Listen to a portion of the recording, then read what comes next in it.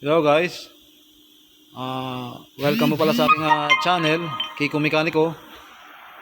So, isang maganda at pinagpalang araw po sa atin lahat guys. So, sa ngayon po pala guys, may ginagawa ako dito na Toyota Yaris. Toyota Vios, para sa naman po yan guys. So, 2015 model po ito guys. Yan, Toyota Yaris.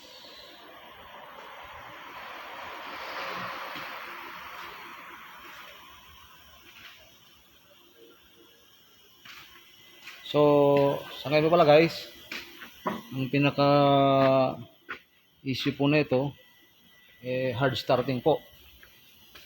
So, chinik ko po guys sa sa scan tools or sa scanner. So, wala naman po ako guys na nakita na trouble code. So, pagka wala po kasi guys na trouble code na makita sa scanner, kailangan lang po guys ng preventive at corrective maintenance sa mga minor parts tulad ng spark plugs, fuel filter, linis ng air cleaner or palit ng air cleaner, linis po ng throttle body at relearning, linis din po guys ng map sensor. Yan, once na madumi po kasi guys yung map sensor dahil sa mga alikabok, so nagiging cost din po ng hard starting yan at minsan di po nakikita sa scanner. So yun po, yung throttle body din, dito po yung throttle body, pagka madumi po yan, nagiging cost din po ng hard starting yan guys. Pati po yung air cleaner, pagka madumi sa loob po nito yung air cleaner, nagko-cost din po ng hard starting yan. At syempre po yung fuel filter, pagka medyo matagal na rin po din nakapalitan, more than 5 years na rin po, automatic po kailangan palitan na rin po guys ng bagong fuel filter. At syempre po guys, isa rin po sa pwedeng maging cause ng hard starting ay pagka medyo madumi yung filter ng BBTI. So, pakita ko po sa inyo guys kung saan po nakaposisyon yung filter ng BBTI. Kasi parts po sa guys ng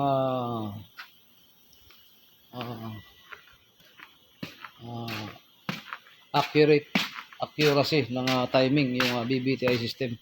So once na nagkakaroon po ng malfunction yung BBTI system, magiging cause din po ng hard starting yan.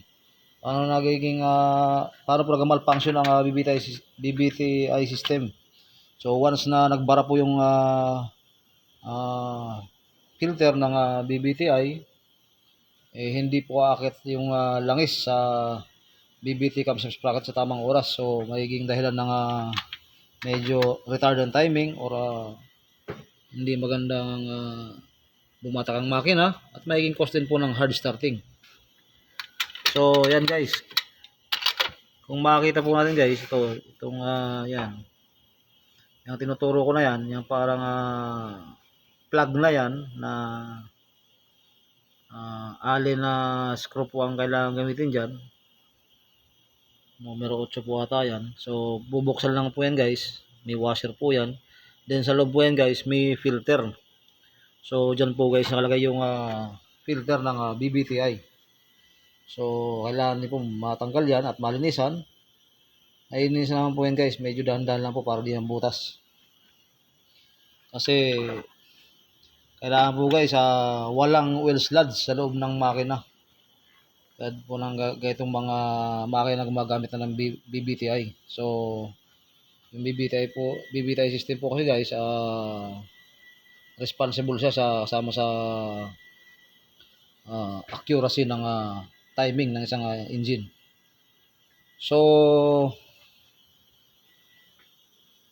So ngayon guys, may pinabili pa ako dito na spark plug. Yan, spark plug. Then linisan ko din po yung throttle body niyan at i-reset yung idle after malinisan. Then may engine oil. So yan. Pati po yung lower suspension. Pinapapalitan na rin po nung may-ari. So yan guys, yan, spark plug po guys. Pagka medyo malayo na po yung gap, or medyo pudpud na yung spark plug, yung contact sa spark plug, sigurado po magiging cause din ng hard starting yan. So guys, marami po talagang nagiging cause ng hard starting na walang trouble code. So ito po guys, madali na po itong linisan. Itong map sensor na ito, tatanggalin lang po dito. Tapos bubugan lang po ng contact cleaner, yung quick dry, yung panglinis po ng electronic parts, para kailangan po guys yung natutuyo agad. Kasi di po pwede magkaroon ng remaining mga lubrication oil dito sa loob nito, kasi magiging cause ng yan, pagkasira ng sensor. So kailangan guys yung contact cleaner na quick dry ang gagamitin po. Naglinis tayo ng mga electronic parts ng or mga sensors. So yan.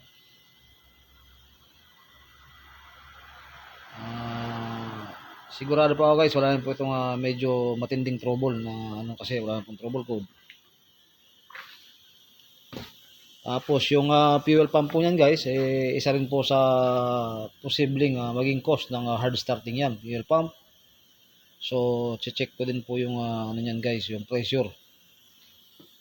May standard specific pressure lang po yan guys, yung fuel pump niyan. So na-check naman po yan guys. So yan po guys, sana po nakapag-share po ako sa inyo guys ng konting kalaman ng ganitong klaseng sitwasyon or trouble na walang trouble code pero nag-hard start. So yun po muna yung gagawin natin guys. Kailangan perform po muna yung preventive at corrective maintenance sa mga minor parts ng engine.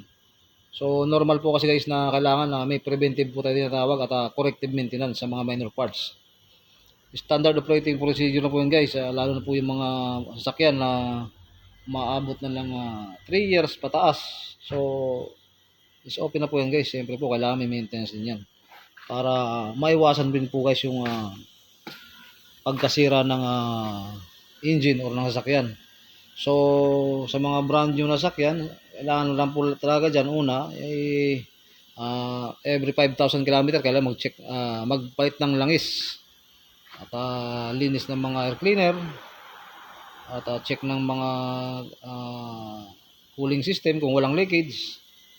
So yun po guys yung mga kailangan gawin muna sa mga medyo bago-bago pa. Pero pagka 3 years pataas na po, kailangan palit na po ng mga fuel filter at may mga kilometer specs din po yan guys, kung ilang libo magpalit ng fuel filter, spark plugs, so air cleaner.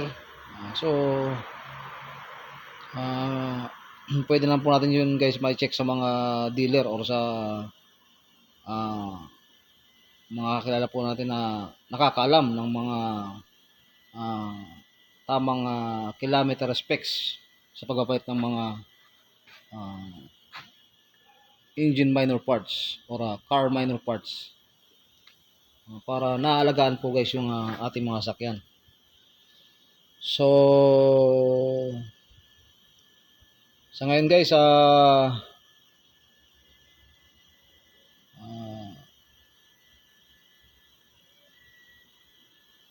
hanggang dito na po muna yung aking video guys. Sana po nakakapag-share pa ako sa inyo ng konting kalaman tungkol sa paggagawa ng sakyan. So sana po paki-subscribe niyo po guys yung aking channel, Kiko Mekaniko, at pakipindot na rin po guys yung notification bell para every time po guys na mag-upload ako ng new videos tungkol sa paggagawa ng sakyan, ma-updatein po kayo guys. So Toyota Yaris E. Yan po yung variant niya guys, E.